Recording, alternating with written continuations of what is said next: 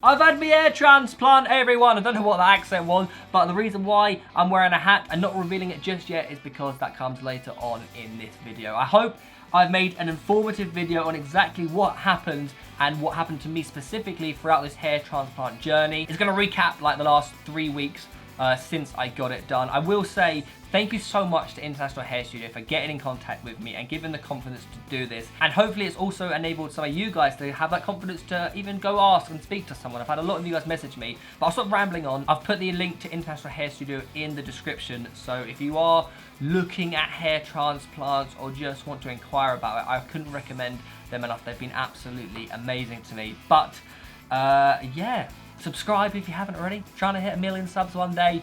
And enjoy this video. I hope it's informative for you guys.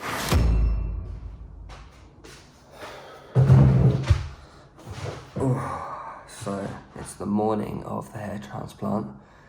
Last night I wasn't really nervous. Like, I slept pretty well. The only issue is I did my back in yesterday, so that was a little bit painful sleeping on that. But this morning I'm feeling a little bit nervous. Like last night I didn't really feel like I was waking up and having a hair transplant, but this morning it definitely does feel like that. But they did tell me, make sure you have a good healthy breakfast of cereal. So I've got myself some cocoa shreddies. And without further ado, I'm gonna have my final shower with my hair, and we'll head to the surgery.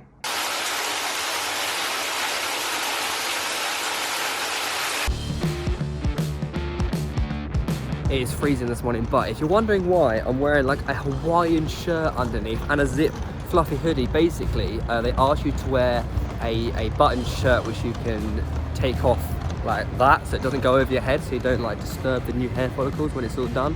And same with the hoodie, like they ask you to wear a zip hoodie so it's easy to take it off. Alright, I'm here. This is it. We're going to say goodbye to Janine behind the camera. And I'm on my own now, going into the surgery. I'm going to hopefully speak to the surgeon to like ask exactly what's going on. I know what's going on, but like to explain to you, because I don't really know the explanation of it all. But I'm surprisingly calm. I thought I'd be a lot more nervous than I actually am. But yeah, let's go. This is all going. Now, before I got my head shaven and the procedure started, I sat down with the surgeon just to ask a couple of questions and to discuss the day. So, my name is Dr. Rafiq. I am a hair transplant surgeon, and I'm doing your hair transplant today. The surgery itself is broken into 3 main phases. We have the extraction phase, where we take the hair and harvest the hair from the back of the head. We take it from here, the back of the head. This is called the safe zone, because this hair here will not fall down. So if you were, say, a 90-year-old man, you may lose all of your head, but you still have a patch of hair here. So we harvest from these hairs, because these are DHT immune. So once these hairs are implanted to the top, it won't fall out. Okay. So phase 1 is extraction, harvesting from the back of the head. Phase 2 is channel formation. This is where I design and your hairline. I work at exactly what angles hairs on lines sit, and ultimately I try to amalgamate the hair with the existing hairline as well. The last phase would be implantation. This is where each follicle is implanted to each incision that we make, one by one. It's a very meticulous approach, and that's a lot of pages. All in all, it takes between 6 to 8 hours. So you ready for this? I think so, yeah. Now, in truth, this will be a very exciting day. It's a long day, I'll be very honest with you, it's a long day. But once it's done, you have a hairline that will be staying there for the rest of your life. So it is very exciting. I'm very excited. Let's get I think it's just, I'm a lot more calm than I thought I was going to be, so that's a good thing. So it's been just over 3 weeks since I've had my hair transplant, okay? And I'm going to do the big reveal at the end of the video, but for now, I'm just going to talk about exactly what happened on the day and how it was for me. So within, I'd say 10 to 15 minutes of getting there, and my girlfriend left me because she had to go away, and there's no point staying. You're better off by yourself, honestly. If someone stayed with you, it's a long old day for them. Now, within the first 10-15 minutes of being there, the first thing they did was get my head shaven. I've never had my head shaven before. I've only ever done it to my mates, and that was an interesting one looking in the mirror. I haven't seen it yet. Okay. Oh no. Now you're good. Oh my god. That's so weird. I've only ever seen my friends like this. I've never experienced it before. I think you can pull it off. You can go home now. Very shiny. Now, there is an option of not shaving your hair, but for me personally, it would have been much better to get my head shaven so they could thicken my hair, because it's quite thin there. The whole reason was to do the hairline and to make it thicker. I thought I'd quickly add in the point that not everyone actually needs to get their hair shaven, and my surgeon is one of the few who actually do the operation without shaving the head. So it all depends on where your hairline is, if it's just the temples, or even where the bald spot exactly is. So good news, if you are out there and scared of getting your head shaven, more likely than not, you won't actually need to get your head shaven. Now, I'm going to be completely honest in this video, but I feel like I should take my hat off to explain exactly how the day went, okay? So this is what my head looks like 3 weeks and 2 days after my hair transplant. Are you ready? 3, 2, 1. Hello! This is what it looks like. As you can see, it is healed up quite a bit, and you can see the new hairline right there. It's still a little bit redder than the normal part of my head, the other parts of my head, but this is what the top looks like 3 weeks and 2 days after, and the back is pretty much completely healed. Like this, the back looks absolutely fine. Now, the day for me was split into 2 parts. The first portion of the day, as I said, was taking the hair out of the back, so extracting it from the donor area. That is the correct terminology, and that lasted for around 4 hours. It took a little bit longer than usual, but that is because I have such fine hair, they wanted to be as careful as they could. And I'm not gonna lie to you, all right? It was uncomfortable. I'm not gonna sit there and tell you, oh, it was la-di-da-di-da, it was amazing, I had a great time. I didn't have a great time. It wasn't painful though, because they numb the back of the head, they do injections and numb it. So after that 4 hours, you then lay on your back for like 10 minutes while they numb the top of your head, and that is the preparation for like the second major part of the operation. And if you're wondering exactly what I did during the 4 hours of just laying face down in a massage chair, as I said, my goal was to watch like a movie or a TV show, but you can't, like, it doesn't quite work. So I had my headphones in and just listened to podcasts, chat to them a little bit, have a bit of music. It's a very calm atmosphere.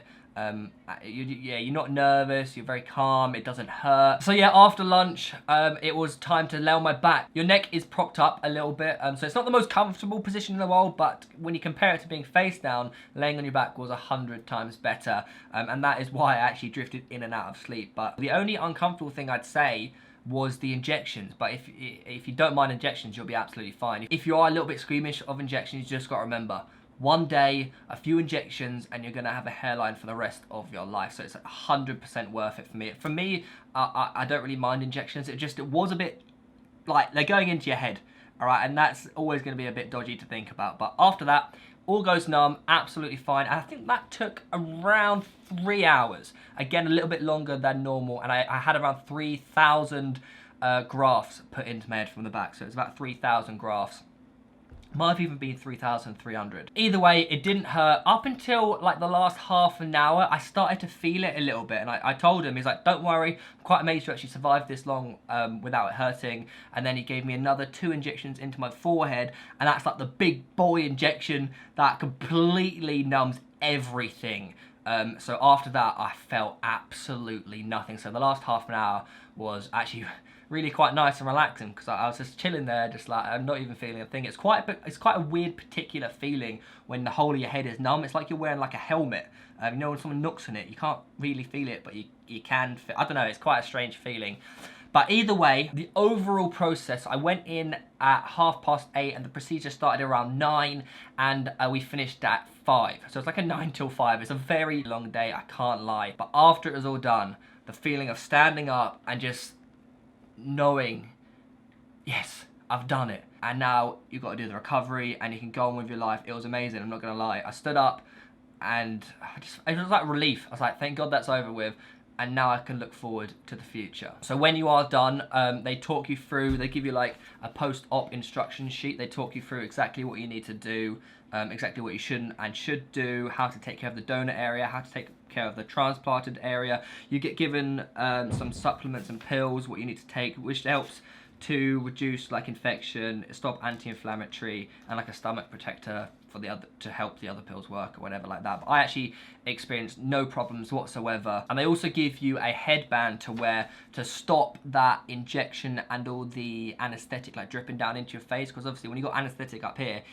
naturally, with gravity and stuff, it will drip down and you can get a bit of swelling in your face. So the headband just keeps it nice and tight to stop that from happening. And to be honest, I only actually got like a tiny little bit of swelling. I was actually very fortunate, actually. The headband did a great job on me. So when you walk out, the actual procedure, it's got like little white dots. The actual donor area is completely covered. There's a massive back bandage on it just to protect it, and you keep that on for 24 hours. And one of the main things they give you is this spray, which I think is like a saline water solution, and that helps to keep it moist and clean over the next, I think you have to do that for the next 3 or 4 days. I did it for like 4 or 5 days until it runs out, and I just set an alarm every 20 minutes, just spray, spray, spray. And luckily for me, I had my good friend Josh Larkin, aka Chip, pick me up, and he managed to drive me back. Overall, it was okay, but the hardest thing was the sleeping. Now, I slept propped up with my neck pillow for about 2 weeks, only because I was being like overly careful to protect the top of my head. A lot of people actually go back to normal sleep after like 3 or 4 days. Day 2 of recovery, and I seem to be sleeping like so long. I go to bed at like 2, 3 o'clock in the morning. I stay up late, so I know I'm not tossing and turning, even though I won't be tossing and turning because of I have to sleep with a neck pillow, which keeps me propped up, right? But I go to bed late, so hopefully I fall asleep as quick as possible. And so far it's been working. I've had 2 nights sleep and I've slept solidly. I haven't woken up till like 11 or 12 o'clock each day, which is really, really good. And then after 24 hours, you then have to take your bandage off and you have to soak it in water, because obviously blood dries and sticks to the bandage as it does with anything. So the damper it is, the easier to get it off. And I can't lie, that it wasn't traumatic, but like it was very unpleasant for me and my flatmates who helped me take it off. But as I said, when you finally get that big old bandage off the back, you've got a bit more freedom. It just feels like you are going through the recovery and going through the stages, and you're getting one step closer to being like as you normal, basically. Yeah, like you're one step closer to going back to normal life. I've just got this on. It stopped bleeding now, luckily. It stopped bleeding around the back. Sorry about the lighting, by the way. It stopped bleeding around the back, but hello, me again. I just thought I'd quickly clarify that the thing around my neck is just toilet paper. I just put it on just to stop like water dripping down my back. It's not actually part of the surgery. It's literally just toilet paper. I've got this on just to protect anything in case it does drip down, but it has stopped bleeding. Now, because I took this headband off for about half an hour, the whole reason I'm wearing this headband is to stop the anesthetic from seeping down into my face and swelling. And because I haven't worn this headband for like half an hour, as I said, it's started to seep down, and I'm getting I don't know if you can see, getting a little bit of swelling around here. So I put this on back tight to stop it from seeping down, but if I take it down, basically all the anesthetic is going to drip down into my face and my face will blow up. But not a big issue. But yeah, the back feels very open and exposed. I'm glad I did this now midday to give it at least 12 hours to heal up before I do go to bed. Going to bed tonight's going to be very interesting. So yeah, as I said, the first 3 days are no washing and you're taking off the bandage, and obviously you're continuing with the spray. Then day 4 is no washing. Then days 5 to 13 is when you're allowed to wash it. Now, you use baby shampoo, no scented stuff, very, very mild baby shampoo, and literally all you're doing is a bit of water. You get someone, either I did it myself after the first day, but on the first day I got my girlfriend to help me just pour water from a cup, because you can't use any shower jets because it's too powerful. So you slowly pour water on the top and the back, and you're like dabbing on the shampoo, so no like, and then I just leave it to naturally dry. After about a week or so, I started like dabbing the back of my hair, but I never dried the top. I always let that naturally dry. So you're doing that for like for the next couple of weeks. So it's the morning of day 4 of the recovery. I've not got my headband on because I've just washed my hair. I was meant to do it last night, but I just did it this morning instead. It was absolutely fine to do it. It was literally like a 12-hour difference. Anyways, it's been washed. Looks a little bit cleaner than normal, and then also the back is looking cleaner. So yeah, that's really positive news. It's healing up well, and the wash went well. It looks like nothing fell out, because you'd know if anything fell out, it would start bleeding. So that's good. But yeah, day 4 is a success. The wash is a success. Now days, I'd say days 12 to the 2-week mark, day 14, I really started to see improvements. That's when all the top bit, it fully scabbed and crusted over, and day 14, the scab started to fall off, and I was like, oh. Okay, so it is day 14, exactly 2 weeks after the operation, and this is what it looks like right now. I will give you a close-up in just a bit, but today is an important day because it's the first time I can sort of properly wash my head. So previously I've just been like tapping on the shampoo, leaving it for 10 minutes and rinsing off, and today I have to do a circular massage moment, so I'm like actually doing that over the head, then leaving the shampoo for an hour. So I think after it's all done, it's going to look a lot different to this. Because all of this right now is just like scab and stuff, so it's been falling off a little bit over the last couple of days, and it will do over the next couple of days, but this should look significantly different, I think, after this wash. But yeah, this is what it looks like. Hang on a second, there it is. And then for me, I'd say day 60, no, I'd say probably like day 17 is when all the scabs had come off. So as you can see now, look, there's absolutely no scabs. It's still a little bit red, and there's absolutely no scabs whatsoever. And yeah, I didn't really leave the house in the first 2 weeks. So I say I wasn't self-conscious, but I guess I must have been, because it didn't look amazing. I can't lie to you, it wasn't great. But honestly, once Josh told me to stop being silly and actually go outside, I was absolutely fine. Like, no one even bats an eyelid. It's completely normal nowadays to have a hair transplant these days. And even someone in Tesco stopped me and asked all about it. And that's what I was scared about. I was scared about someone stopping me. But I don't know why I was scared in the first place. He was inquisitive, he asked loads of questions, I gave him loads of advice. And honestly, it was so good. So once I went out that one time, I had all the confidence in the world and I could go anywhere. But that is pretty much it. I hope I've covered everything. I've tried to include all the questions and just throw them into like a whole explanation of how it's happened. You won't see the full results for like, I think it's like 9 to 12 months. So at the moment, I don't know if you can see if I do that. There is like all of this right now, I'm touching it here. I can feel the hair, and there's just like a couple of things. I can't go in like a swimming pool for the next 2 months, but I can go in the sea, and that's pretty much it. Like I'm back to normal life now, guys. So I'm excited for the future. As always, thank you so much to International Hair Studio for getting in touch and like give me the confidence to go ahead and do it. If you want to seek advice, if you want to talk to them or even message me, do so. I'll leave their links in the description down below. I couldn't recommend this enough. I'm so happy I've done this, and I'm happy to be on the other side of all the recovery and everything. So yeah, and also thank you to everyone who's messaged me. I don't think I've ever had so many messages from you guys about one thing, and if I haven't gotten back to you, I hope this video has answered all your questions. As I said, leave your comments down below or message me on Instagram if you have any specific questions. But I've been blown away about how many of you guys have messaged me. So thank you so much for all the love and support. And yeah, I'll make another update video in a couple months maybe, but I hope I've answered everything. And once again, IHS are linked in the description down below. And yeah, goodbye.